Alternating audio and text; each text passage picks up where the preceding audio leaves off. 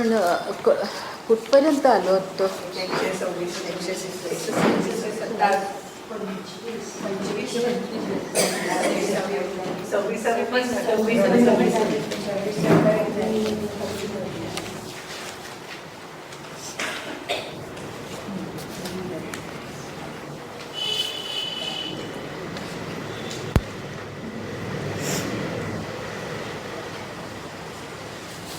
म्हणजे 10व्या श्लोकानंतर 10व्या श्लोकाच्या 10व्या श्लोक हां ते तिथून सर ते 10व्या श्लोकातले काही महत्त्वाचे शब्द मी सांगितले होते. एकाकी, यतचित्तात्मा, निराशी, अपरिग्रह, हे सगळं मी सांगितलं होतं. आता ह्या म्हणजे या ठिकाणी प्राप्त पुरुष किंवा निष्पन्न असं ओव्यांमध्ये त्याला म्हटले. ऐसिये असाधारणे निष्पन्नाची लक्षणे आपुलेनी बहुवसपणे कृष्ण म्हणे, असं इथपर्यंत मला वाटतं आपण आलो होतो ना. हां, तर निष्पन्नाची लक्षणे याचा अर्थ की जो सिद्ध पुरुष आहे, ज्याला अशा प्रकारची प्राप्ती झालेली आहे, अशा माणसाची लक्षणं काय असतात. म्हणजे जो खरं म्हणजे दुसऱ्या शब्दामध्ये म्हणजे योगारूढ झालेला आहे, जो योग ह्या अवस्थेला पोचलेला आहे, त्याची लक्षणं कशी असतात ती सांगितलेली आहेत. आता त्यानंतर अगदी सगळ्या काही ओव्या त्या संबंधीच्या आपल्याला घ्यायला पाहिजे असं नाही आहे.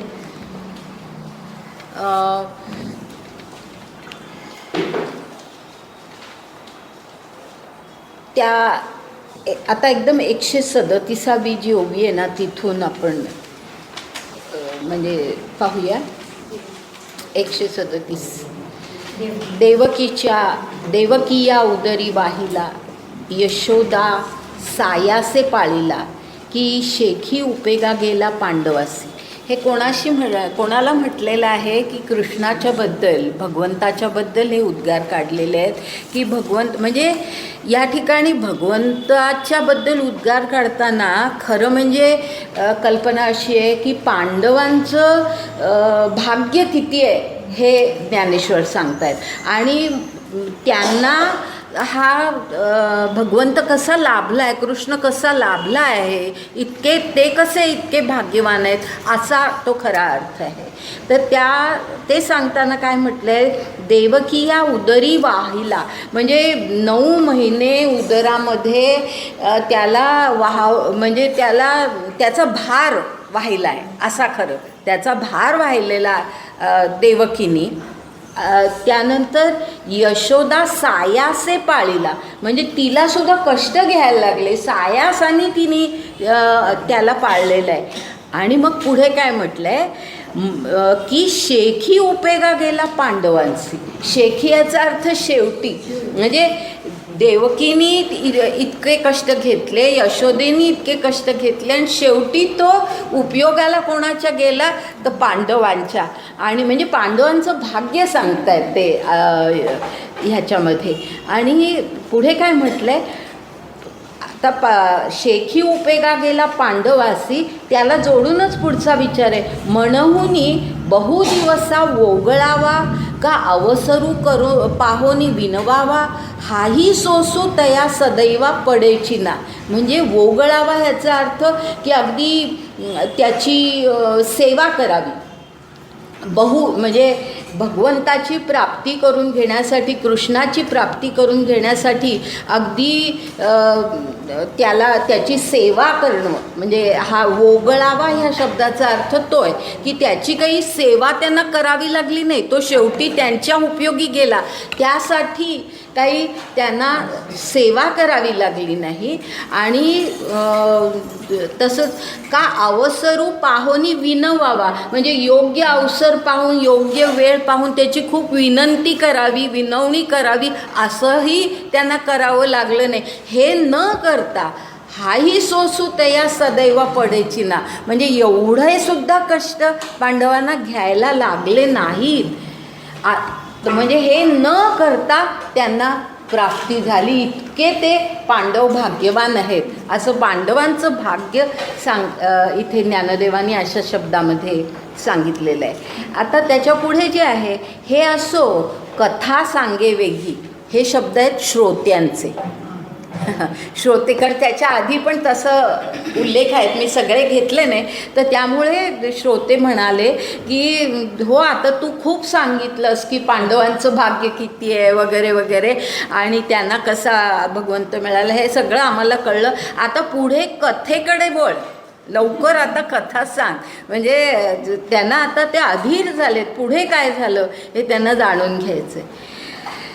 मग आता भगवंत हे पुढे आता कथा कशी आहे, तर मग अर्जुन म्हणे सलगी, हां अर्जुन म्हणे सलगी, देवा इये संत चिने हन अंगी न ठकती माझा. म्हणजे अर्जुन काय म्हणतो भगवंताला, कृष्णाला, की तू कृष्णा जे काही सांगितलंस ना, संत चिन्ह म्हणजे आत्तापर्यंत जी काही प्राप्तांची निष्पन्नांची जी काही सगळी चिन्ह तू सांगितली, त्यांची लक्षणं तू सांगितली, ती संत चिन्ह, त्याला संत चिन्ह म्हटलेलं आहे. तर ही जी सगळी लक्षणं तू सांगितलीस, संत चिन्ह सांगितलीस, ती मला कळली. म्हणजे आणि त्याच्या आधी एक सलगी, म्हणजे सलगीनी बोलतोय ह्याच्यामध्ये. हां, कारण असं भगवंतापुढे बोलायला सुद्धा एक सलगी पाहिजे ना. आणि कृष्ण आणि अर्जुनाचं नातंच तशा प्रकारचे, आणि ते ज्ञानदेवांनी ज्ञानेश्वरीमध्ये फार सुंदर प्रकारे सांगितलेलं आहे की किती जवळीक त्या दोघांमध्ये होती, अशा प्रकारचं ते आहे. आणि म्हणून तो अगदी सलगीनी म्हणाला की आपण एखादी माझ्यातली कमतरता आपण आपल्याच जवळच्या माणसाला सांगतो, दुसऱ्याला सांगत नाही, म्हणून तो सलगी शब्द वापरलेला आहे. की सलगीने तो म्हणाला की देवा ये संत चिन्हे, ही जी काही तू सगळी संत चिन्ह सांगितली, हन अंगी न ठकते माझा, म्हणजे माझ्यामध्ये ती नाही आहेत बाबा. म्हणजे स्वतःच कबूल करतोय तो की तू संतांची लक्षणं सांगितली, प्राप्त पुरुष कसे असतात त्यांचं वर्णन तू केलं, पण माझ्यामध्ये काही तशा प्रकारची लक्षणं नाही आहे. म्हणजे आता त्याला काय विचारायचं की तू मला तर हे सगळी प्राप्ती हवी आहे, ईश्वराची प्राप्ती मला हवी आहे, किंवा मला जो योग साधायचा आहे तो साधला गेला पाहिजे, पण त्याच्यासाठी माझ्यामध्ये योग्यता नाही आहे, असं ह्या सगळ्या भागामध्ये तो सांगतोय की न अशी चिन्ह न ठकती माझा. एरवी या लक्षणांची या निजसारा मी अपाडे कीर अपुरा, परी तुमचेनी बोले अवधारा थोरावे जरी. म्हणजे काय म्हणतोय तो की ह्या सगळी जी काही लक्षणं तू सांगितली त्याचं निजसार आहे, ह्याचा अर्थ तात्पर्य, त्या सगळ्याचं तात्पर्य जर पाहिलं, या सगळ्या लक्षणांचं तात्पर्य काय ते जर आपण पाहिलं तर ते आपल्याला कळतं, ते आपल्याला प्रत्ययाला येतं, म्हणजे काय तुला म्हणायचं हे कळतं. पण देवा जे त्याच्यासाठी सामर्थ्य पाहिजे, त्याच्यासाठी जी योग्यता पाहिजे ती माझ्यामध्ये नाही आहे. इतकं मोठं म्हणजे अशा प्रकारचं माझी पात्रता नाही आहे, असं मी अपुरा आहे. अपाडे कीर अपुरा म्हणजे मी अत्यंत कमी आहे त्या दृष्टीने, मी ह्या योग्यतेला पोचणारा नाही आहे, हे मला कळतंय. अपाडे म्हणजे मी परिपूर्ण नाही, मी कमी पडतो. अपाडे म्हणजे अपुरा आणि अपाडे असं दोन्ही शब्द वापरून तो भाव जास्ती स्पष्ट केला की मी त्याला कमी पडतो आहे, अपुरा आहे. परी तुमचेनी बोले अवधारा थोरावे जरी, पण मी जरी माझी पात्रता कमी असली तरीसुद्धा तुमचेनी बोले म्हणजे तुमच्या शब्दांनी कदाचित मला ती पात्रता येईल किंवा मला तो योग साधेल. म्हणजे ईश्वराचं सहाय्य कसं आवश्यक असतं हे ह्या ठिकाणी आपल्याला लक्षात येतं की आपल्यामध्ये पात्रता नसली तरीसुद्धा आपण जर प्रयत्न केला तर ईश्वर आपल्याला सहाय्य करतो. तर म्हणून ते तसं म्हटलं आहे की तुमच्या बोलाने, तुमच्या शब्दाने मला कदाचित ते प्राप्त होईल. आणि म्हणून मग पुढे काय म्हटलं आहे, जी तुम्ही चित्त देयाल तरी ब्रह्ममिया होई जेल, काय झाले अभ्यासी जेल सांगाल ते. म्हणजे असं म्हटलं आहे की तुम्ही जर लक्ष घातलं माझ्यामध्ये, आता मी पात्र नाही, माझ्यामध्ये पात्रता कमी आहे, योग्यता कमी आहे, पण तुम्ही जर माझ्यामध्ये जास्ती लक्ष घातलं, तुम्ही चित्त दिलं तर. आणि त्याच्याच बरोबर पुढे काय म्हटलं आहे, म्हणजे मधला शब्द थोडा बाजूला ठेवू आपण की तरी ब्रह्ममिया होई जेल हे नंतर घेऊया. तुम्ही चित्त देयाल काय झाले अभ्यासी जेल सांगाल ते. म्हणजे मी अभ्यास केला, दोन्ही लागतं. म्हणजे ईश्वर आपल्या सहाय्याला येतो, पण आपला प्रयत्न पाहिजे असतो. असं नुसतं मी बसल्या की मला आपलं ईश्वर सगळं देणार आहे असं नाही आहे. तर मी अभ्यासी जेलं, म्हणजे तुम्ही म्हणाल तसं मी अभ्यास करेन, सांगाल तसा मी अभ्यास करेन, आणि तुम्ही जर माझ्यामध्ये लक्ष घातलं तर ब्रह्ममिया होईल, म्हणजे मग मी ब्रह्मत्वाला पोचेन.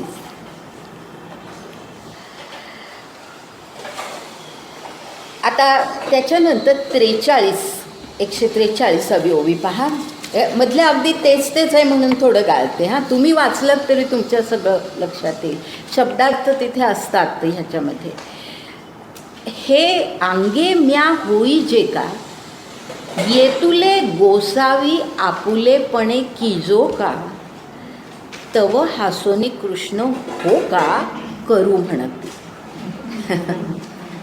म्हणजे अर्जुन काय म्हणतोय की हे मला साध्य करायचं आहे, तर देवा तुम्ही असं काहीतरी करा की मी असं ब्रह्म होऊन जाईन, अशा प्रकारे तुम्ही माझ्यासाठी काहीतरी करा.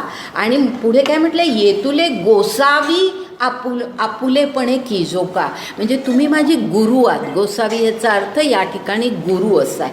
तुम्ही माझे गुरु आहात, तुम्ही माझे स्वामी आहात, तुम्ही माझे ईश्वर आहात. तर तुम्ही माझे गुरु आहात, तर आपुलेपणे किजो का, म्हणजे तुम्ही आपलेपणाने मला सहाय्य करा. असं इथपर्यंत अर्जुनाचे शब्द आहेत. आणि मग पुढे कृष्णाचे शब्द आहेत की तव हासोनी कृष्ण हो का करू म्हणती.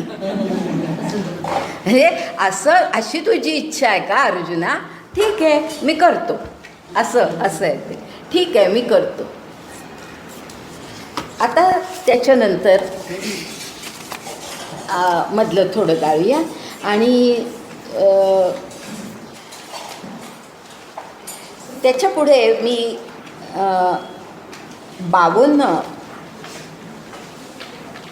152वी ओवी घेते, म्हणजे त्याचा उल्लेख करते. 52 आणि 53 असं दोन्ही घेते की त्या ठिकाणी काय आहे, म्हणजे आधीचं सगळं ऐसे विवरोनिया जे म्हटलं आहे ते मधलं सगळं विवरण जे काही केलं आहे ते, आणि ते त्याच अर्थाचं आहे, जे आत्ता आपण पाहिलं त्याच अर्थाचं ते आहे. तर ते विवरोनिया श्रीहरी म्हणितले तिये अवसरी. त्यावेळेला श्रीहरी असं म्हणाला, अर्जुना हा आता हे ज्ञानदेवांचे ज्ञानेश्वरीमध्ये घातलेली गीते व्यतिरिक्त असलेली भर आहे आता ह्याच्या पुढे. म्हणून मी मुद्दाम ह्याचा उल्लेख करते की अर्जुना हा अवधारी पंथराजू ह्याचा अर्थ नाथ पंथ जो आहे त्याचा जो राजयोग आहे तो पंथराज ह्याचा अर्थ नाथपंथाचा जो राजयोग त्यांचा जो आहे त्याचं पुढे हे आहे की ज्याच्यामध्ये कुंडलिनी योग ज्याला म्हटलं जातं हल्लीच्या भाषेमध्ये, त्याचा उल्लेख आहे. तर अर्जुना हा अवधारी, हे गीतेमध्ये नाही आहे, कारण गीतेमध्ये कुंडलिनी योग सांगितलेलाच नाही आहे. आणि का नाही आहे, कसा नाही आहे, हे पुढे तुम्हाला स्पष्ट होईल. ज्यावेळेला आपण गीतेतले श्लोक आपण पाहू त्यावेळेला लक्षात येईल की कुंडलिनी योग गीतेमध्ये नाही.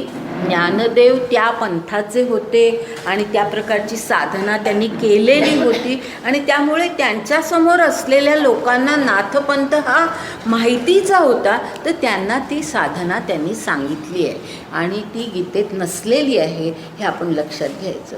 तर हा पंथराजू ह्याचा अर्थ नाथपंथाचा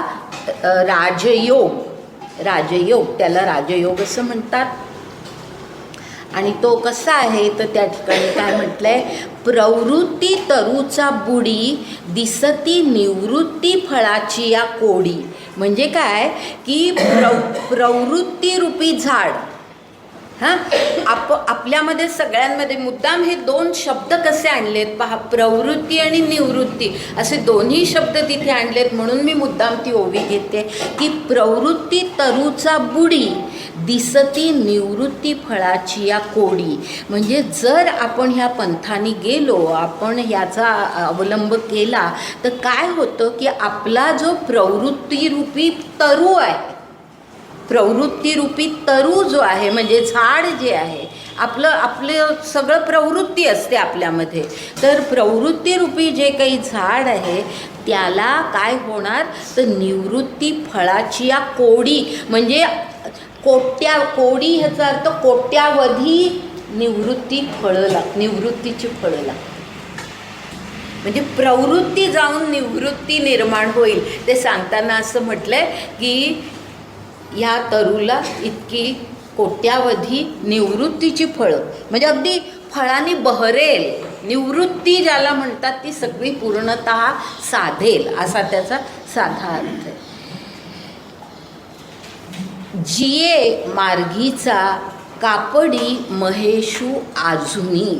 म्हणजे ह्याचा अर्थ असा आहे की ज्या मार्गाचा कापडी, ह्याचा अर्थ आदि गुरु, ज्या मार्गाचा आदि गुरु म्हणजे या नाथपंथाचा मूळ गुरु जो आहे तो कोण तर जिये पंथात मार्गीचा कापडी महेशू, महेश म्हणजे शंकर आजुनी, हाही शब्द महत्त्वाचा आहे, लक्षात घ्या. आजुनी म्हणजे अजूनी म्हणजे तो पहिला मूळ गुरु ह्या पंथाचा, पण अजूनही तो हा मार्ग चालतोय. म्हणजे असं नाही आहे किती अवघड आहे, आणि नाही नुसतं अवघड आहे असं नाही की त्याचा अर्थ खरा असा आहे की ह्या मार्गाला लागल्यानंतर हा मार्ग सोडायचा नसतो, कायम सातत्याने तो म्हणजे त्याला सातत्य दाखवण्यासाठी तो अजूनही शब्द वापरलेला आहे की तो अजूनही या मार्गामध्ये आहे, अजूनही तो प्रयत्न करतोय. म्हणजे ह्याचा मूळ गुरु आहे पण तरीसुद्धा तो अजून प्रयत्न करतोय. म्हणजे याच ठिकाणी आपल्याला कळतं की जे आता तुम्ही म्हणाल की हा पंथ किती अवघड आहे पहा, की हा मार्ग जो आहे तो किती अवघड आहे, सातत्याने तो पाळायचा आहेच, पण तो अशी सहज त्याची साध्यता होऊ शकत नाही, अशा प्रकारचा हा आहे आणि नाथपंथ आहे किंवा नाथपंथाचा राजयोग आहे. आता ह्या जे अवघड त्याचं स्वरूप आहे ते थोडं त्याच्याबद्दल मी उल्लेख करते. मी काही हा सगळा योग घेणार नाही आहे, पण त्याचं जे अवघड त्याचा भाग म्हटलेला आहे ते का म्हटलं आहे किंवा कसं म्हटलं आहे तर म्हणजे आता ह्या ठिकाणी तर कुंडलिनी योग सांगितलेला आहे 6व्या अध्यायामध्ये, 12व्या अध्यायामध्ये पुन्हा त्याचा उल्लेख आहे आणि 12व्या अध्यायामध्ये ते आणखीन असं सांगितलं म्हणजे असा ह्या योगाने ह्या मार्गाने जाणारा जो कोणी असतो तो शेवटी अशा अवस्थेला पोचलेला असतो की त्याला तहान भूक काही हे काही म्हणजे अशा शारीरिक गरजाही त्याच्या संपूनच जातात. आणि म्हणून तिथे काय म्हटलंय, तहाने म्हणजे 12व्या अध्यायात ही ओवी आपल्याला येणार आहे, पण मी या ठिकाणी ती मुद्दाम लिहिली आहे आठवावी म्हणून. तहाने तहानची पियावी, भुकेली या भूकची खावी. म्हणजे किती अवघड आहे पहा. तहाने तहानची पियावी म्हणजे तहान भूक हे सगळं संपलं, म्हणजे तहान लागतच नाही असाच खरा म्हणजे त्याचा अर्थ. किंवा भूक लागतच नाही, भूक लागली भूकच खावी, हे ह्याला काही अर्थ नाही. म्हणजे ह्याचा अर्थ की भूक तहान हे सगळं पूर्णपणे विसरून जातो माणूस. अशा प्रकारचा हा योग आहे. आणि म्हणून ज्ञानदेवांनी जरी 6व्या अध्यायामध्ये हा कुंडलिनी योग सांगितलेला असला तरी ह्या 6व्या अध्यायामध्ये कुठेही त्यांनी असा उल्लेख केला नाही, आणि तो करणं बरोबरही नव्हतं त्यांच्या दृष्टीने. असा उल्लेख त्यांनी कुठे केलेला नाही की हा योग भयंकर कठीण आहे, ह्या योगाने तुम्ही जाऊ नका, ह्या मार्गाने तुम्ही जाऊ नका, असं त्यांनी म्हटलेलं नाही 6व्या अध्यायामध्ये. पण 12व्या अध्यायामध्ये मात्र ते स्पष्टपणे ज्ञानदेव म्हणजे जे या मार्गाने गेले, हा पंथ ज्यांनी अवलंबिला, ते स्वतः असं म्हणतात, त्यांचा उल्लेख हे असं आहे, योगाची या वाटा रिगाले गा सुभटा. योग म्हणजे हा योग, हा योगाची या वाटा रिगाले गा सुभटा, तया दुःखाचाची शेल वाटा भाग आला. म्हणजे या मार्गाने जो कोण जाईल त्याला शेवटी दुःखच प्राप्त होतं. कारण हा इतका सहज साध्य नाही. ही निवृत्ती पूर्णपणे अशी साधणं ही कठीण गोष्ट आहे. आणि शेवटी अशी अवस्था होते की धड निवृत्ती नाही, धड प्रवृत्ती नाही, म्हणजे मग शेवटी दुःख वाटायला येतं. तर त्यामुळे त्या 12व्या अध्यायामध्ये अगदी स्पष्टपणे ज्ञानदेवांनी स्वतःच सांगितलेलं आहे की हा मार्ग म्हणजे स्पष्ट असं म्हटलं की या मार्गाने जाऊ नये, हे फार कठीण आहे. या मार्गाने आपल्याला जे काही साध्य करायचे, प्राप्ती ज्याला म्हणतात, ती प्राप्ती होणं अत्यंत कठीण आहे. तर त्यामुळे सामान्य साधकांनी या मार्गाने जाऊ नये असं म्हटलेलं आहे. आणि तरी या ठिकाणी आता कुंडलिनी योग सांगितला आहे. आपण काही त्या सगळ्या ओव्या पाहणार नाही आहोत, पण त्यामध्ये म्हणजे ह्या सगळा जिथे हा सगळा उल्लेख आहे त्यामध्ये जे श्लोक आले आहेत ना, ते मात्र मी घेणार आहे. हा आत्ता आपला कितवा 10व्या श्लोकानंतरच होता आपण, तर त्यामुळे 11, 12 वगैरे हे सगळे श्लोक त्या संदर्भामध्ये येऊन गेलेले आहेत. पण ते फार वेगळ्या प्रकारची साधना सांगतात आणि कुंडलिनी योग हा फार वेगळ्या प्रकारचा आहे. तर ते श्लोक आपण आधी पाहूया. पण थोडी मागे एकदा मी कुंडलिनी योगाची थोडीशी कल्पना दिली होती, देत होते. म्हणजे आज पुन्हा एकदा सांगते, जर समजा कोणी त्यावेळेला नसतील त्यांना कळावं म्हणून पुन्हा एकदा त्याचा उल्लेख करते. किंवा कोणाला काही लिहायचं असेल अगदी थोडक्यामध्ये तर तुम्ही लिहू शकता. आता हा कुंडलिनी योग ज्याला म्हणतात त्याचा अर्थच असा आहे की कुंडलिनी ही एक चित शक्ती किंवा चैतन्य शक्ती आपल्या शरीरामध्ये आहे अशी कल्पना केलेली आहे. आणि मी कल्पना असंच म्हणते कारण आपल्याला प्रत्यक्षात कुठेही तुम्ही संबंध शरीराची चिरफाड केली तरी जे काही हा सगळं योगाचं वर्णन केलं आहे त्याचे जे काही अवयव सांगितले ते कुठेही शरीरामध्ये आढळत नाही. अर्थात आत्मा तरी कुठे आढळतो, पण आपण आत्म्याबद्दल विवेचन करतोच. तर त्यामुळे कुंडलिनी म्हणजे काय हे आपल्याला माहिती असायला काहीच हरकत नाही. तर कुंडलिनी हे जे आपल्या देहामध्ये जे चैतन्य शक्ती आपल्यामध्ये जी असते ती म्हणजे कुंडली. आणि ही सुप्तावस्थेमध्ये असते अशी कल्पना आहे की ती सुप्त आहे, निजलेली आहे. आणि त्याचं वर्णन असं आहे की कुंडलिनी दिसते कशी वगैरे हे सगळं त्या कुंडलिनी योगामध्ये आलेलं आहे. लाल रंगाचं एखादी लहानसं सापाचं पिल्लू वेटोळं घालून 3 वेटोळं घालून पडलेलं आणि तोंड खाली केलेलं असं डोळ्यासमोर तुम्ही कल्पना करा. तशी ती कुंडलिनी असते अशी कल्पना की लाल रंगाची ती असते आणि ती अशा प्रकारे वेटोळं घालून सुप्तावस्थेमध्ये असते. आता ती कुठे असते हे आपल्याला माहिती पाहिजे. तर ती आपल्या पाठीचा जो कणा आहे त्या कण्याच्या सर्वात खाली म्हणजे जिथे माकड हाड असतं त्या माकड हाडाच्या तिथे ती कुंडलिनी असते असं म्हटलेलं आहे. तिथे ती सुप्तावस्थेमध्ये असते माकड हाडाच्या तिथे. म्हणजे चैतन्य आपल्यामध्ये आहे पण ते सुप्त आहे, जागृत नाही असा त्याचा अर्थ.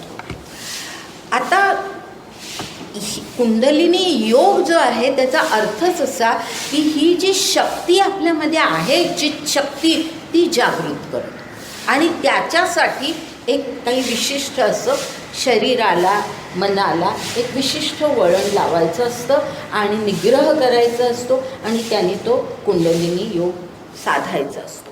आता त्याच्यामधल्या अगदी साध्या ज्या प्रक्रिया आहेत त्या अशा आहेत की आपल्या शरीरामध्ये म्हणजे या कुंडलिनीच्या योगाच्या दृष्टीने असं म्हटलं जातं की आपल्या शरीरामध्ये इडा, पिंगला आणि सुषुम्ना अशा 3 नाड्या असतात, पोकळ नाड्या.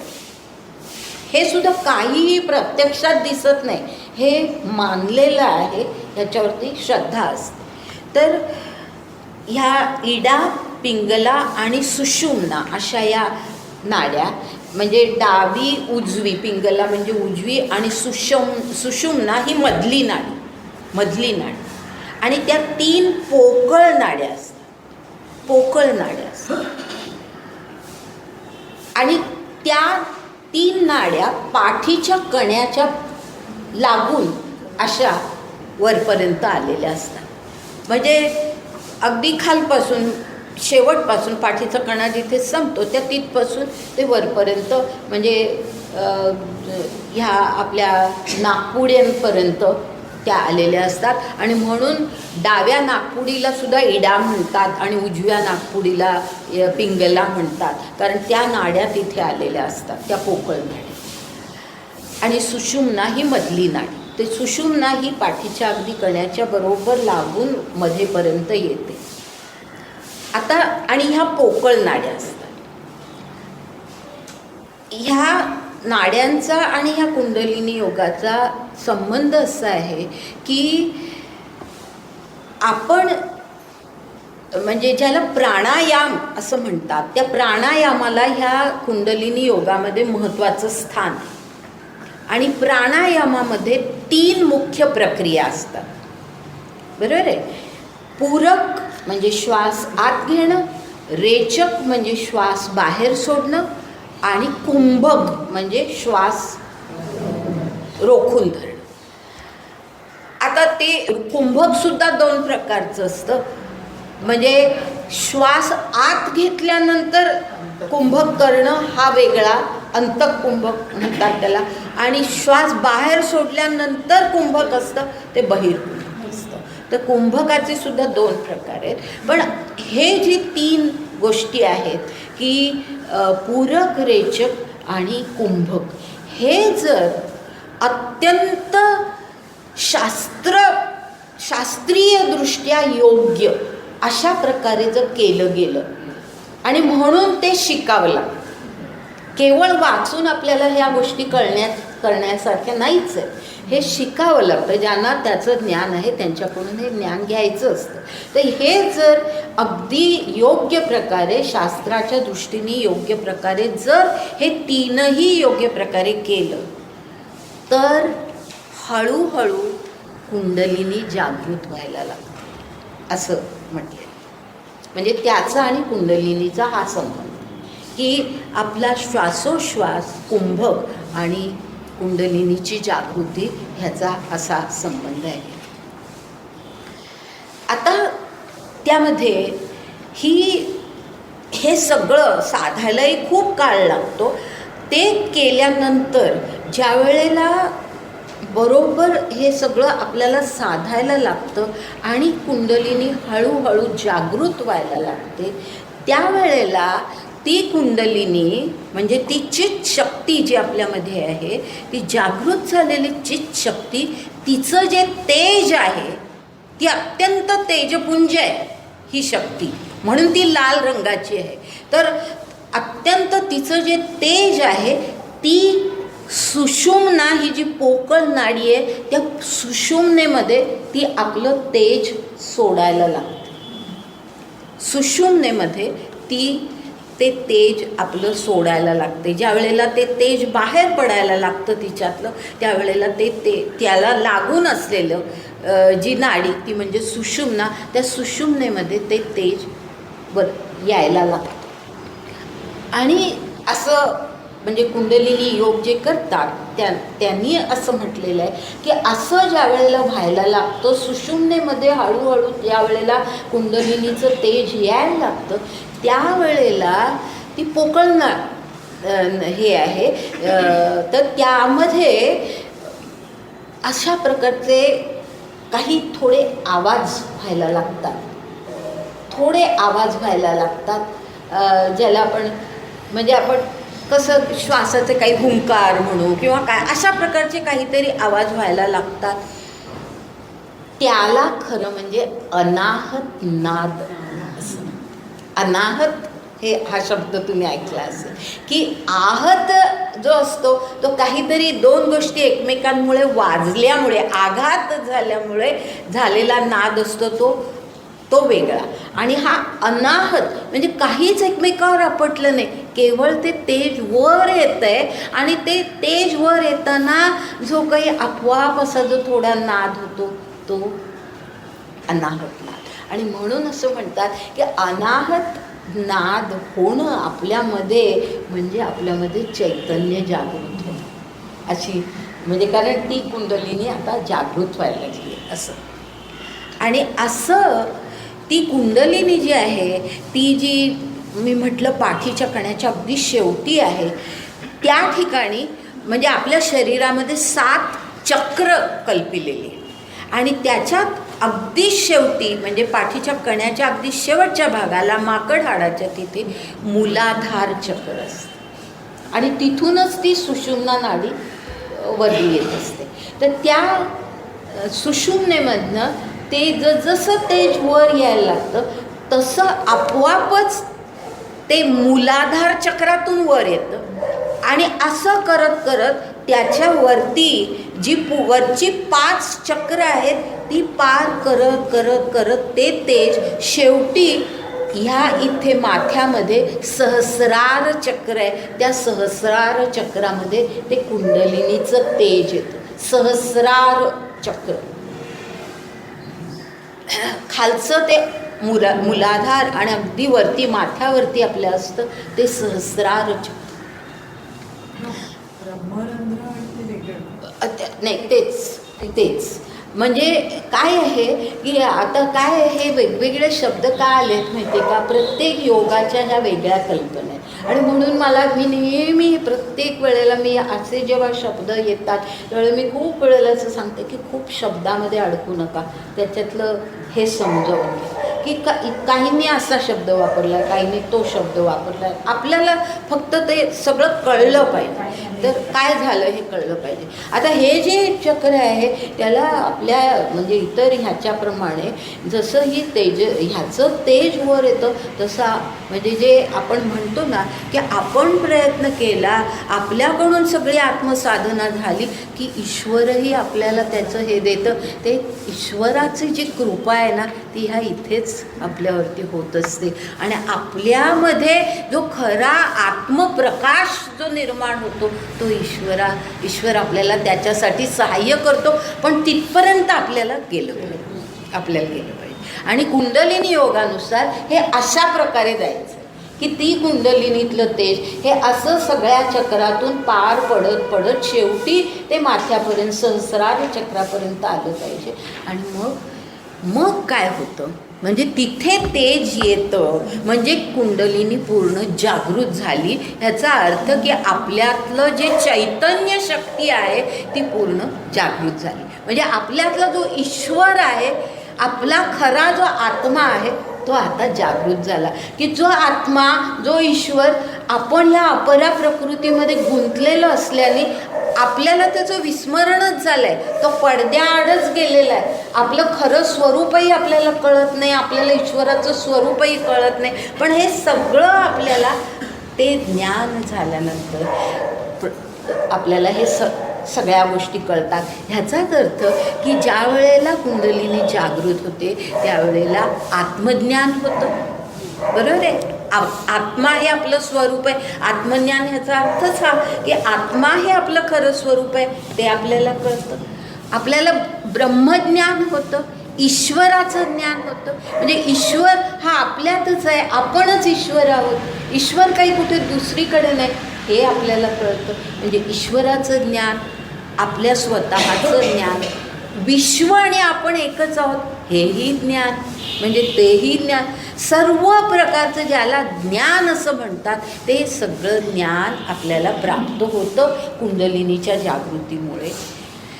आणि असं म्हटलं जातं की अशा प्रकारे कुंडलिनी जागृत झाल्यानंतर काही अशा प्रकारच्या दिव्य शक्ती, अतिमानवी, असाधारण अशा काही शक्तीसुद्धा प्राप्त होऊ शकतात.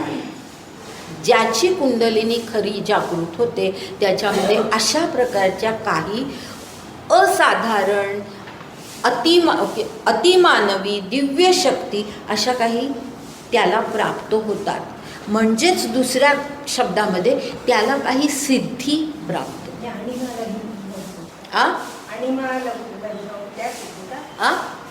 नाही, सगळ्यात कुठल्याही असं काही नाही. म्हणजे ह्याच सिद्धी त्याच सिद्धी असं काही नाही. वृद्धी सिद्धी सगळं धरात की अशा सिद्धी प्राप्त होऊ शकतात. म्हणजे कसं की काही वेळेला त्या माणसाला अगदी दूरवर असलेल्या काही गोष्टी, कित्येक हजारो मैल दूर असलेल्या गोष्टीसुद्धा त्याला दृष्टीला दिसतात. अशी ही दिव्य शक्ती, ही काही साधारण दृष्टी नाही. त्याला ही दृष्टी, अशा प्रकारची दिव्य दृष्टी प्राप्त होते की जी पहा ह्याला संजयाला दिली. ती दिव्य दृष्टी दिली ह्याचा अर्थ हा आहे की इतक्या दूरवर चाललेल्या गोष्टी त्या राजवाड्यामध्ये बसून त्याला ते सगळं दिसत होतं. हे असा त्या म्हणजे अशी शक्ती त्याला दिली व्यासांनी. हा एक शक्तिपात त्याला म्हणतो. शक्तिपात म्हणजे कुंडलिनी जागृत होणंही ते होतं, काही वेळेला शक्तिपातानेही होतं. तर असं म्हणजे शक्तिपात ही सुद्धा आपल्यामध्ये असलेली एक महत्त्वाची कल्पना आहे की शक्तिपाताने सुद्धा हे होतं. आणि शक्तिपाताचे अनेक उदाहरणं आपल्या ह्याच्यामध्ये आहेत की जसं आता हे महाभारतातलं आहे, पण त्या व्यतिरिक्त अगदी म्हणजे रामकृष्ण परमहंस आणि विवेकानंद ह्यांचं जर आपण चरित्र वाचलं तर आपल्याला असं कळतं की रामकृष्ण परमहंसांना विवेकानंद सतत सांगत असत की मला ईश्वर पाहायचा आहे, मला तुम्ही ईश्वर दाखवा, ईश्वर दाखवा. अनेक दिवस असेच गेले, ते काही होऊ शकलं नाही. एक दिवशी त्याच्या विवेकानंदांच्या छातीवरती त्यांनी असा हात ठेवला आणि विवेकानंदांच्या चरित्रामध्ये त्याचा उल्लेख आहे की त्यांना म्हणजे ते बेशुद्ध अवस्थेमध्ये गेले, त्यांना हे होईना, म्हणजे तो आघात किंवा तो शक्तिपात त्यांना सहन होईना. अशा प्रकारचा शक्तिपात होऊ शकतो. आणि त्यांनी ती शक्ती म्हणजे ईश्वर दर्शन याचा अर्थ की काहीतरी मूर्ती रूपामध्ये ईश्वर दिसणं असंही नाही.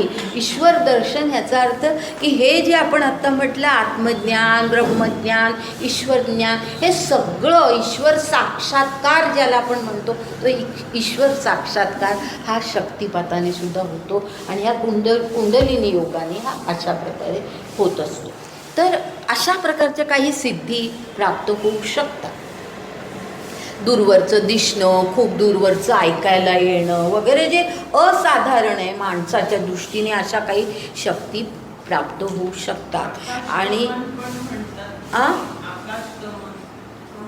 हो हो, असं बरंच काही काही आहे. म्हणजे मी आता सगळ्या गोष्टींचा उल्लेख करत नाही, पण अशा बऱ्याच गोष्टी आहेत की त्या अशा वेगवेगळ्या प्रकारच्या सिद्धी की जे साधारण माणूस काही करू शकत नाही. अशा गोष्टी आकाशगमन याचा अर्थ की आपण उडून वर जातो असं नाही, पण सगळं जाणवतं आपल्याला, सगळं जाणवतं की जे आपल्याला इथून बसून आपल्याला कळणार पण नाही, पण त्या सगळ्या गोष्टी जाणवतात. म्हणजे दूरचं दिसणं, तसंच आकाश इथे आपण बसलेलं असताना आपल्याला आकाश दिसणं हे आकाशगमनच आहे ना. तर अशा प्रकारे काही वेगवेगळ्या रूपामध्ये या सगळ्या सिद्धी प्राप्त होतात.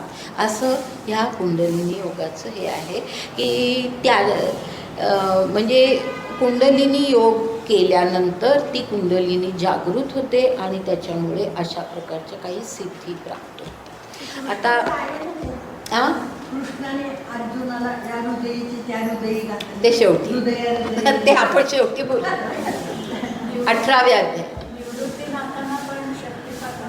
हो, त्यांना पण त्यांच्या गुरुनी शक्ती, अशी खूप उदाहरणं आहेत. मी आपलं एकच एकदम आठवलं म्हणून ते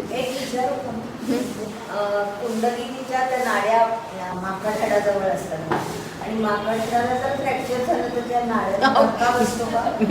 मी तुम्हाला सांगितलं ना आधीच. म्हणजे खरं म्हणजे तुम्हालाच या प्रश्नाचं उत्तर स्वतःला मिळायला पाहिजे की प्रत्यक्षामध्ये आपल्याला ते दिसणारच नाही आहे, दिसणारच नाही. त्यामुळे अस्तित्वात आपण शरीराची चिरफाड केली तरी सुद्धा त्या जर अस्तित्वातच नाहीत तर माकड हाडाला धक्का बसला काय आणि संबंध कणा मोडला काय कशात, हां, त्याचा प्रश्नच येत नाही. कारण शेवटी ह्या सगळ्या ह्या योगामधल्या कल्पना आहेत, ह्या आपण लक्षात घ्यायचं. ह्या योगातल्या कल्पना आहेत आणि ह्या कल्पना त्याच्यावरती श्रद्धा ठेवून, म्हणजे हा शेवटी श्रद्धेचा विषय असतो आणि त्याच्यावरती श्रद्धा ठेवून प्रयत्न करून या अशा अवस्थेला काही लोक गेलेली आहेत. म्हणजे आपण ते नाकारू, हां हां, नाही नाही नाही. सिक्स सेन्स हा एक थोड्या प्रकारची एक सिद्धी आहे, एक प्रकारची सिद्धी आहे. नाही, तेच मिळेल असं नाही काही. म्हणजे सिक्स सेन्स असंही नाही की जे कुठल्याही प्रकारे, म्हणजे आता सिक्स सेन्स याचा अर्थ काय की आपल्याला एकदम आधीच कळतं की पुढे काय होणार आहे, हे आधी कळतं. म्हणजे ती प्रत्यक्षात घटना घडलेलीही असते कुठेतरी, आपण तिथे नसतोही, पण ते आपल्याला जिथे आपण असतो तिथे आपल्याला ते कुठल्या तरी मार्गाने कळलेलं असतं. स्वप्नात तरी येतं, काही होतं किंवा आपण त्या प्रकारे विचार करतो. तर हा तो सिक्स सेन्स असतो. पण तेच होतं असं नाही, काहीही होऊ शकतं. पण एकूण अर्थ असा की अशा काही ज्या सर्वसाधारण माणसाला ज्या काही शक्ती अवगत नसतात त्या सगळ्या शक्ती ह्याच्यामुळे प्राप्त होतात. अशा प्रकारची ही कल्पना आहे कुंडलिनी योगाची. आणि अर्थात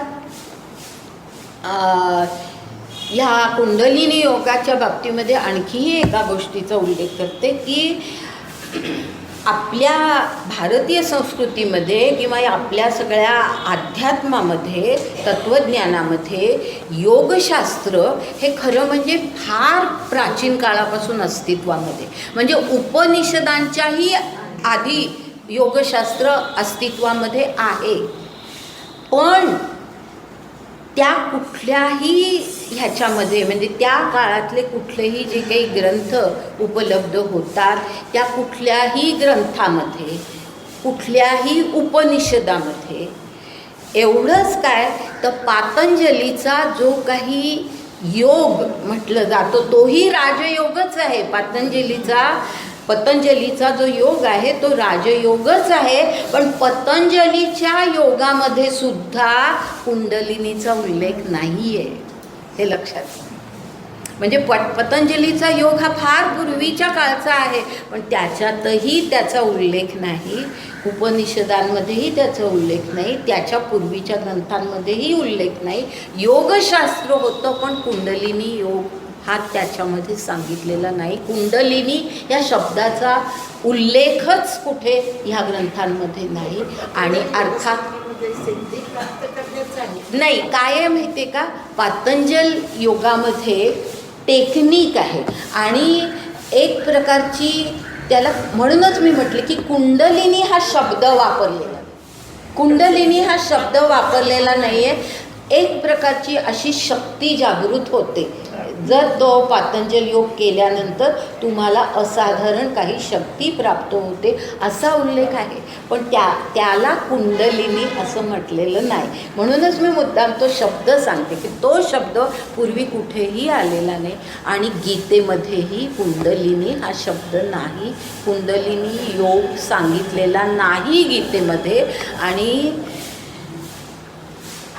मग कुंडलिनी योग हा कुठे आपल्याला दिसतो तर अलीकडच्या काळामधलं, अलीकडच्या म्हणजे आता अर्थात नाथपंथ हा सुद्धा आता 12व्या-13व्या शतकापासून जास्ती त्याचा प्रसार आपल्या ह्याच्यामध्ये झाला आहे. तर तेव्हापासून जो काही योग, ज्याला योगशास्त्र असं म्हटलेलं आहे, त्या योगशास्त्रामध्ये कुंडलिनीचा आपल्याला उल्लेख दिसतो. त्यापूर्वी दिसत नाही, हे आपण लक्षात घ्यायचं. आणि म्हणून गीतेमध्ये आपल्याला कुठेच कुंडलिनी हा शब्दही नाही, कुंडलिनी योग सांगितलेलाही नाही.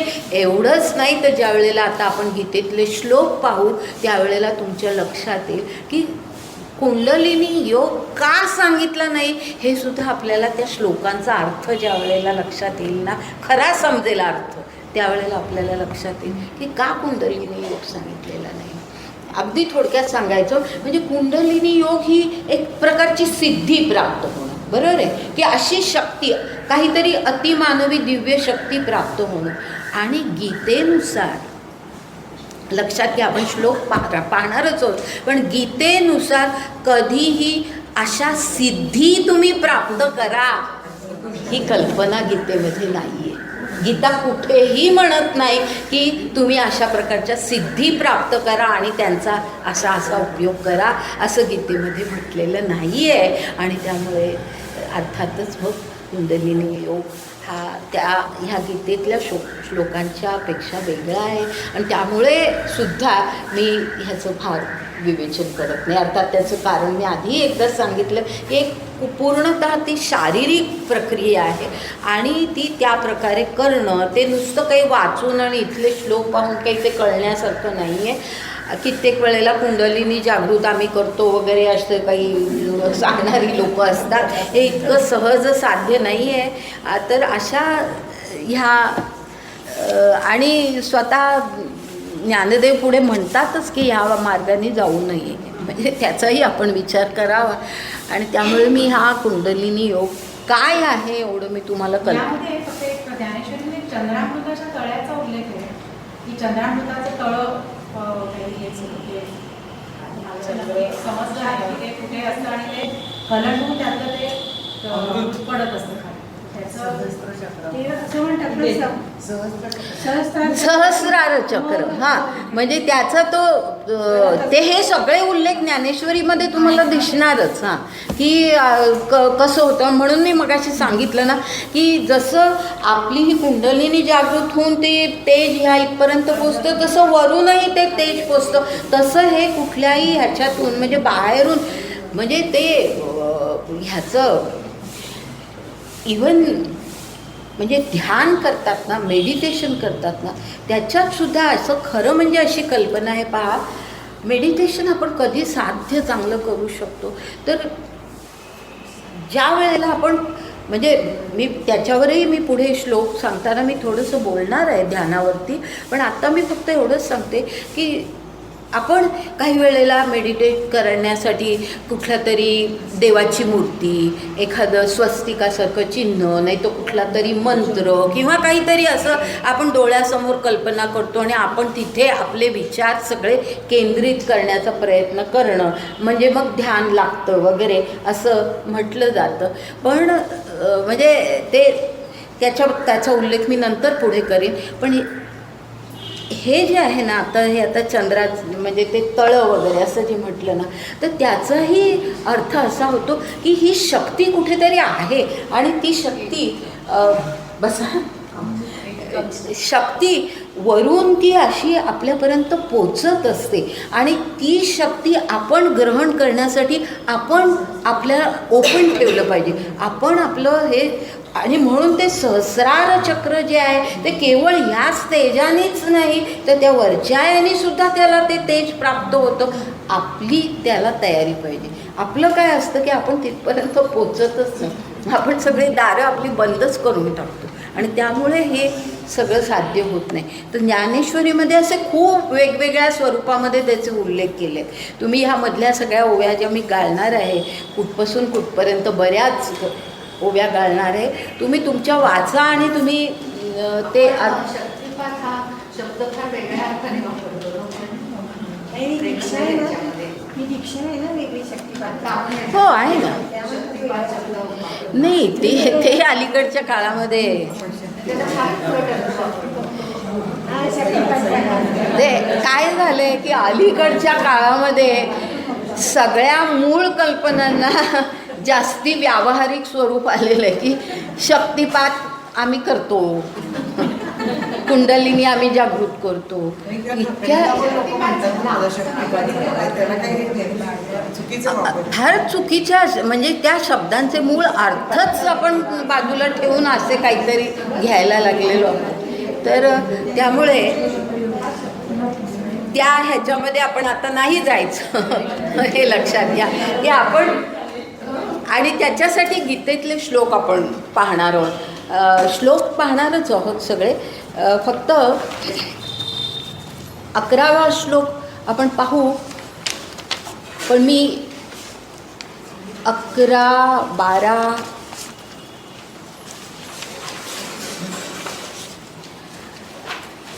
आणि 12 नंतरच्या तर जो काही सगळा भाग नाही 14 नंतरचा जो सगळा भाग आहे तो तर सगळा पूर्णतः त्या कुंडलिनी योगाबद्दलचा आहे.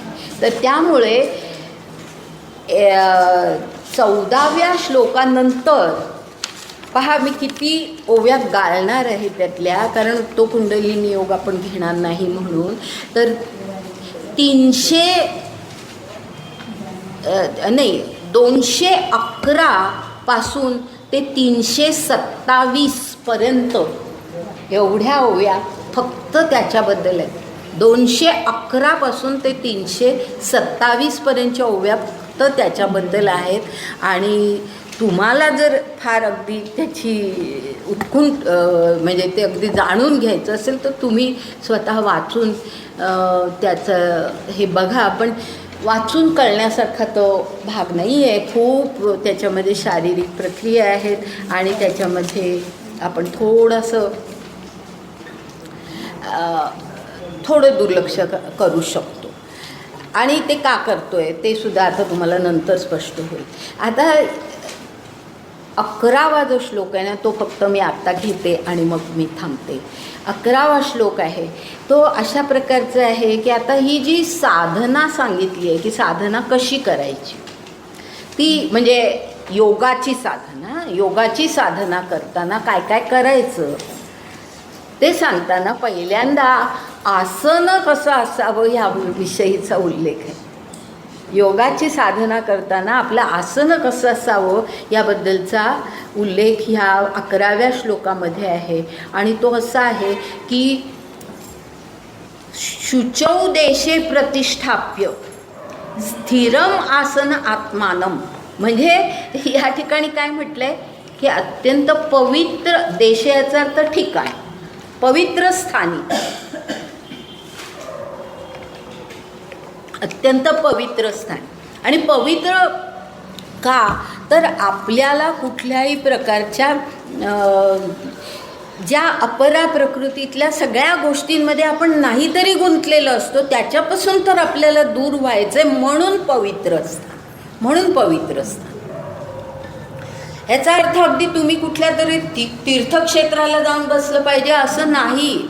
तुम्ही तुमच्या घरामध्ये एखादी विशिष्ट जागा स्वच्छ शुद्ध ठेवली आणि त्या ठिकाणी तुम्ही ही साधना केली तरीसुद्धा हरकत नाही. म्हणजे अगदी अर्थात ज्ञानदेवांनी जर तुम्ही त्यातल्या पुढच्या ओव्या पाहिल्या तर त्यांनी अगदी असं अनेक ह्या तीर्थक्षेत्राला जावं, अशा नदीच्या ठिकाणी जावं, अशा पर्वतावरती जावं, असे बरेच उल्लेख त्यांनी केलेले आहेत. पण आजकाल नद्यासुद्धा प्रदूषित आहेत आणि सगळंच म्हणजे अशा ठिकाणी जाऊन फार मोठं पावित्र्य लाभतं असं नाही. आणि त्याच्याही पेक्षा जागा पवित्र असण्यापेक्षा आपलं मन पवित्र असणं आणि आपलं मन स्थिर असणं.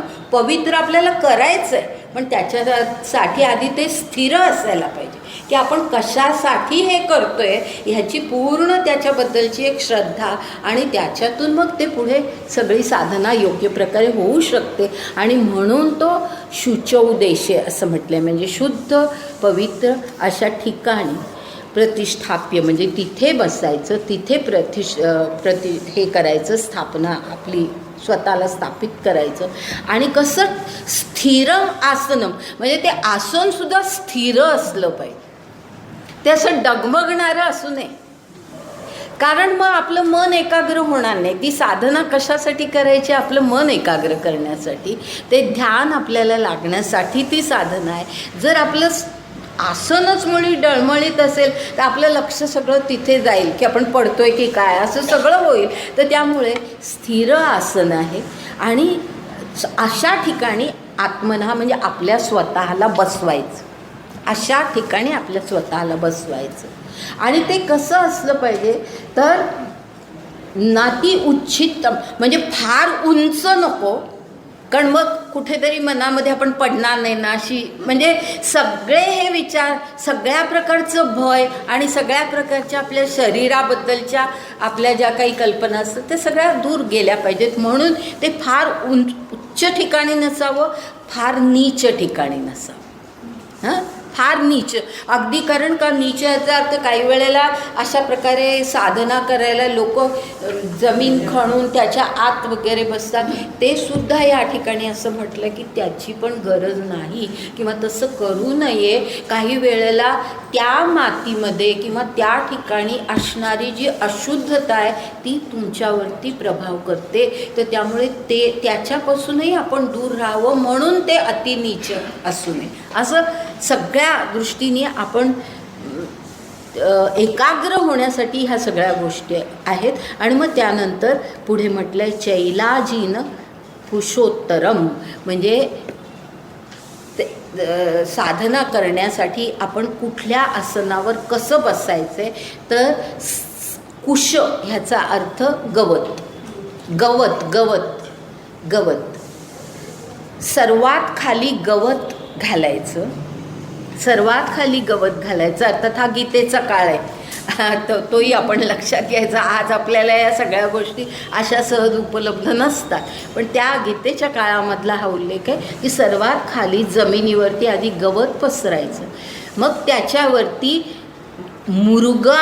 मृगाजीन म्हणजे मृगाचं हे पसरायचं शुद्धीसाठी, ते आवश्यक. आणि त्याच्यावरती अत्यंत स्वच्छ धुतलेलं सुती वस्त्र त्याच्यावरती अंथरायचं असं त्या श्लोकामध्ये. तर अशा प्रकारे म्हणजे आसन कसं असावं इथपासून ह्या योगाचं हे सगळं सांगितलेलं आहे की तुम्हाला जर योग साधायचं असेल तर आसन कुठे असावं, कसं असावं, आपण कसं बसावं आणि त्या आसनाची एकूण हे काय असावी, कशा प्रकारचं ते असावं हे सगळं सांगितलेलं आहे. आता ओव्यांमध्ये थोडा अगदी शेवटच्या ओव्या बघा, म्हणजे त्या पानावरच्या शेवटच्या 81-82 ओव्या आपण पाहू. तर हाच उल्लेख तिथे केलेला आहे. 81 नाही 82 ओवीच. ते 81मध्ये फक्त एवढाच उल्लेख आहे, तेथे रचावे आसन ऐसे, म्हणजे तेथे याचा अर्थ ते शुद्ध कसं असावी ते ठिकाण हे आधी सांगून मग तिथे असं आसन असावं. वरी चोखट मृगसे वडी, माझी धुतवस्त्राची घडी तळवटी आमोडी कुशांकुर. आलं लक्षात? तेच जे गीतेच्या श्लोकामध्ये आहे ते या ठिकाणी सांगितले. आणि अशा प्रकारचं आसन ध्यानासाठी म्हणजे योग साधना करण्यासाठी असावं असं म्हटलेलं आहे.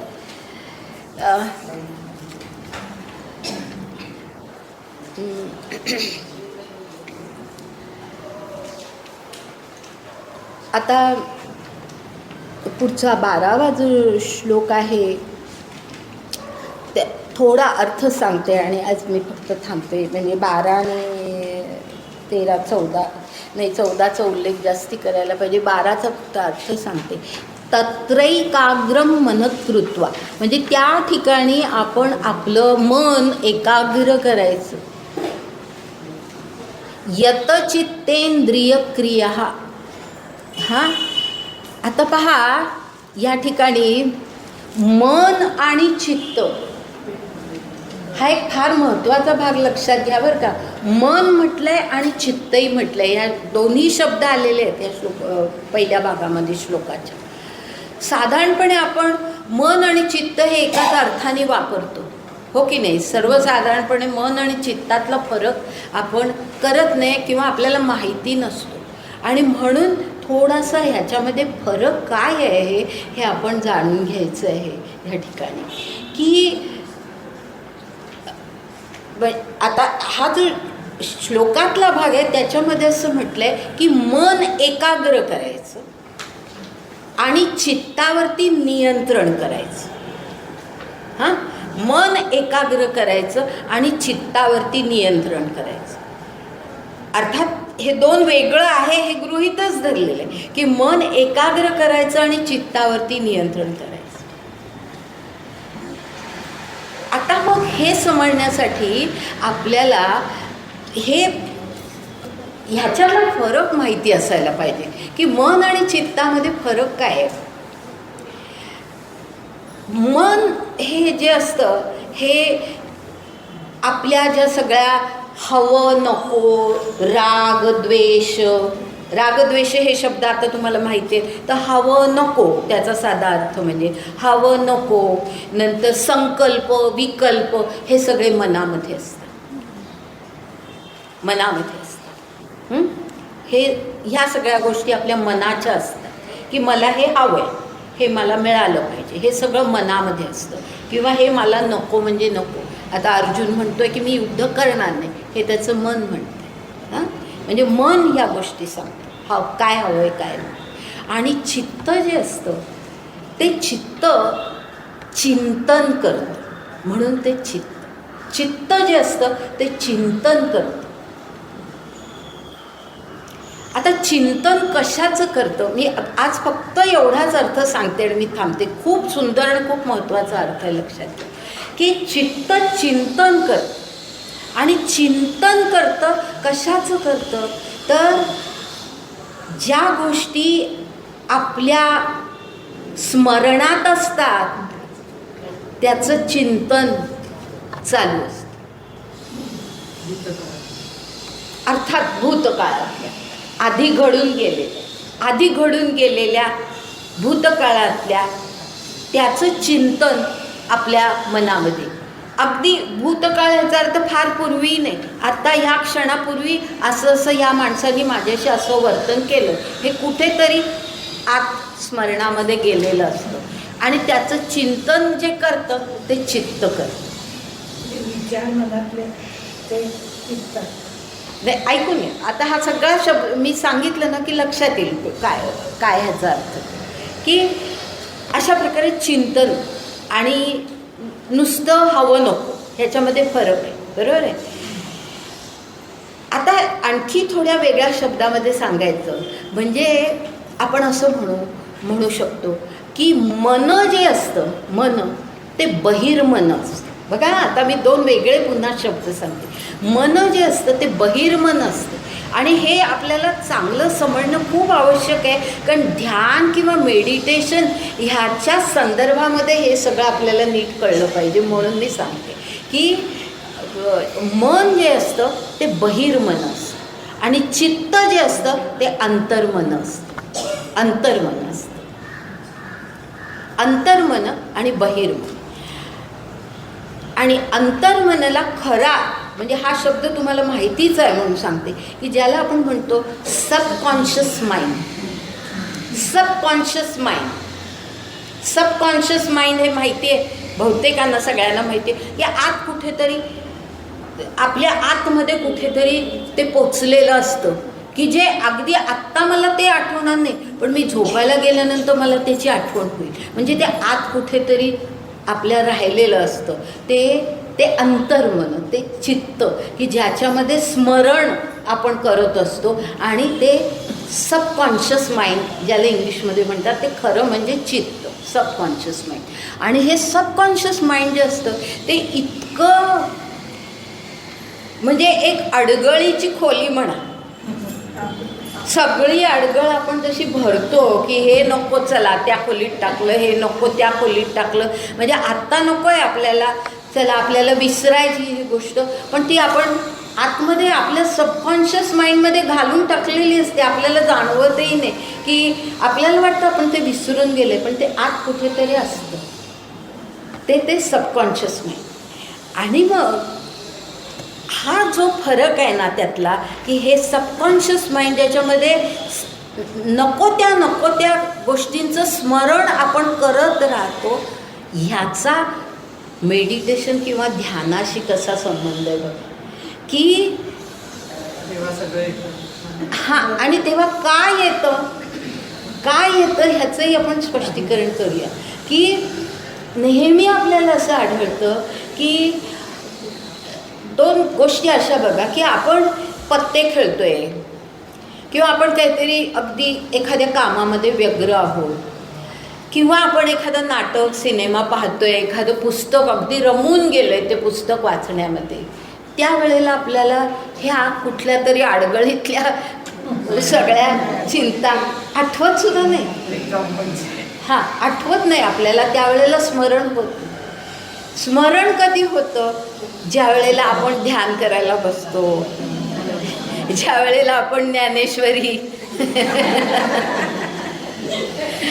ज्ञानेश्वरी गीता काहीतरी वाचायला बसतो. अशा प्रकारच्या ज्या गोष्टी असतात की जिथे आपण म्हणतो की नाही आम्हाला अगदी एकाग्र चित्ताने सगळं करायचं आहे, असं अगदी ठरवून आपण तिथे बसलेलो असतो आणि आपण सगळं करत असतो. त्यावेळेला हे सगळं बाहेर यायला लागतं.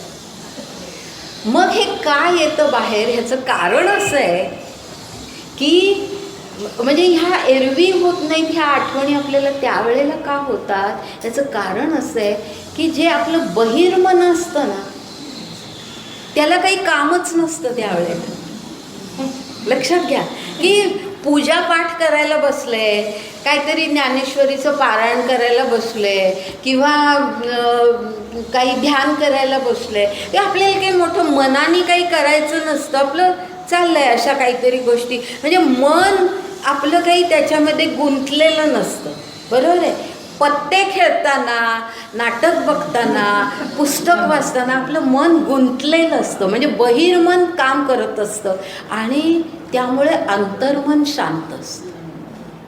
लक्षात आलं? ज्या वेळेला बहिर्मन काम करतं, म्हणून मुद्दाम मी हे असे दोन शब्द वापरले की बहिर्मन काम करतं आणि हे सबकॉन्शियस माइंड आहे हे शांत असतं त्यावेळेला. आणि ज्या वेळेला आपण बहिर्मनाला काही काम नाही आहे, आता पूजा करताना काही मोठं काही कित्येक विधी आपण करत असतो, मेकॅनिकली करत असतो, म्हणजे त्याच्यामध्ये काही मोठं आपल्याला लक्ष द्यावं लागत नाही.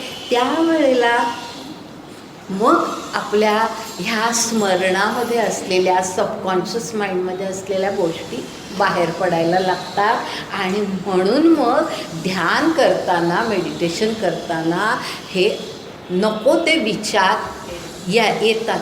आपल्याला असं वाटतं अरे आत्तापर्यंत कधी या गोष्टीची आठवण झाली नाही, आत्ताच कशी काय झाली, हे जे वाटतं ते कारण आपल्याला काही मनाला बहिर्मनाला उद्योग नाही, म्हणून मग अंतर्मनाला भरपूर हे मिळतं, स्कोप मिळतो आणि मग ते काम करायला लागतं आणि हे सगळं बाहेर येतं. आता ते बाहेर येतं ना त्याच्यात सुद्धा दोन प्रकार असतात. लक्षात घ्या की हे जे विचार येतात ध्यानाच्या वेळेला जे विचार येतात आपल्याला, जर समजा ध्यान करायचं, कारण आपण योग शिकतोय म्हणून मी या गोष्टींचा उल्लेख करते की ध्यानामध्ये आपल्याला एकाग्र व्हायचं आहे अशीच आपली इच्छा असेल तर आपणच आपला नीट विचार करावा की हे जे विचार येतात त्याचं आपण थोडं ऑब्झर्वेशन करायचं, थोडं निरीक्षण करायचं की कसं की हे 2 प्रकारचे विचार असतात. पहा की काही विचार असे असतात की एकातून एक विचार चालू असतात, एकातून एक, म्हणजे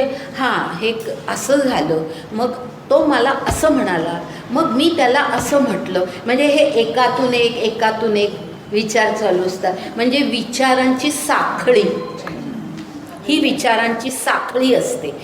तो एक प्रकार झाला. आणि दुसरं आपणच निरीक्षण केलं तर काही वेळेला असं लक्षात येतं की आपण खूप अगदी ध्यान करायचं म्हणून एकाग्र होण्यासाठी प्रयत्न करतोय, काहीतरी आला विचार, थोड्या वेळाने आपण पुन्हा असं म्हणतो नाही आपण हा विचार सोडायचा, तो आपण बाजूला टाकतो, पुन्हा थोड्या वेळाने दुसराच काहीतरी, म्हणजे त्या पहिल्या विचाराशी संबंधित नसलेला दुसरा विचार, म्हणजे आधी कशी विचाराची साखळी आणि ह्या ठिकाणी काय तर हा विचार आणि तो विचार याचा काही संबंध नाही, परस्पर संबंध नसलेले वेगवेगळे विचार, असे 2 प्रकारचे विचार येतात. तर ध्यान ज्यांना साधायचं आहे त्यांनी प्रयत्न असा करायचा असतो की ही जी विचारांची साखळी आहे ती आपण यायला द्यायची, पण त्याला एंड नसतो. मग ती कुठपर्यंत जाते की असं झालं मग तसं झालं करता करता आता उद्या मी काय करणार इथपर्यंत ते जातं की मग आता पुढचं आपलं पाऊल काय टाकायचं आपण इथपर्यंत ते जातं. म्हणजे त्या विचाराच्या साखळीला अंतच राहत नाही. म्हणून मग विचाराची साखळी जर आपल्या लक्षात गेलं की आपण एकातून एक असं विचार करतोय, आपण तिथे थांबणं आवश्यक आहे, ते थांबवायचं. आणि त्याच्यापेक्षा वेगळा जो प्रकार आहे तो म्हणजे असा की एक हा विचार तो थांबला, मग दुसरा विचार आला तो थांबला, असे जे विचार येतात ना ते त्या साखळीपेक्षा बरे.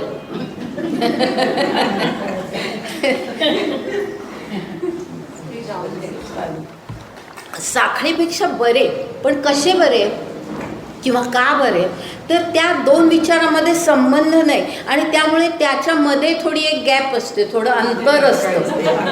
बरोबर आहे की आपण हा विचार टाकलाय, आता मध्ये पुन्हा थोडा वेळ आपण एकाग्र होतो, मग पुन्हा दुसरा विचार येतो, मग परत आपण तो टाकण्याचा प्रयत्न करतो, मग तिसरा येतो. असं आपण मध्ये मध्ये त्या ज्या अंतर जे निर्माण होतं ना त्यामध्ये आपण एकाग्र होण्याचा प्रयत्न करायचा.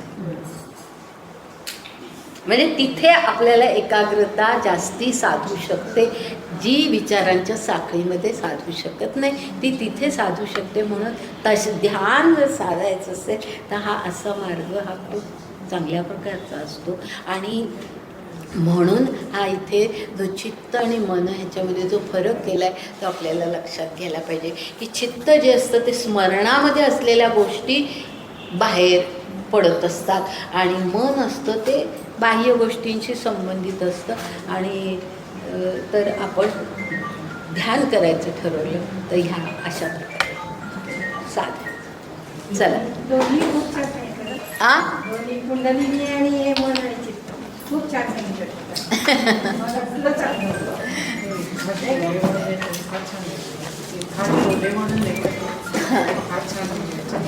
हो का? त्यापेक्षा म्हटलं की व्हिज्युअल आणि ऑडिओ असं 2 ट्रॅक तुमच्या डोक्यात चालू असतात, तेच म्हणजे सगळं